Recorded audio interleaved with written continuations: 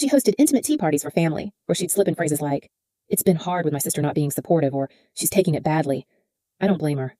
She's just scared. Never directly accusatory. Just enough to stain my name in polite company. I watched my reputation rot. At school, kids whispered.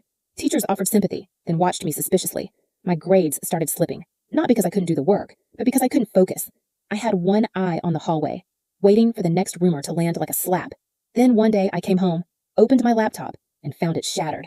The screen was cracked like a windshield after a crash. My keyboard bent inwards, as though someone had stomped on it. Everything I'd built for college, gone in an instant. Years of work, erased like they never mattered. Sasha was in the kitchen, sipping tea with honey and lemon. She looked up at me with a smile so soft it felt like a razor. "Technology," she said, "can be so unreliable." That's when I knew she wasn't done with me. Not even close. By then, I'd stopped hoping anyone would rescue me. I used to imagine that if I just told the truth loud enough, someone, anyone, would hear it. That my parents would finally connect the dots, that the therapist would see through Sasha's well-rehearsed sorrow, that someone would step in and say, "Enough," but no one ever did, because Sasha never gave them silence, only drama dressed in sympathy. And that kind of noise is hard to argue with. So I stopped speaking, and I started documenting. Every lie she told became a line in a notebook I kept hidden behind a loose floorboard in the hallway. Every contradiction, every slip of the tongue. Every Tuesday she claimed to be in chemo but posted selfies at the mall. I wrote it all down, screenshot it, dated it, filed it. Like building a case against a ghost no one else believed was haunting the house. Still, it wasn't enough. I needed more than digital smoke and typed out memories. I needed a voice, so I gave Sasha one.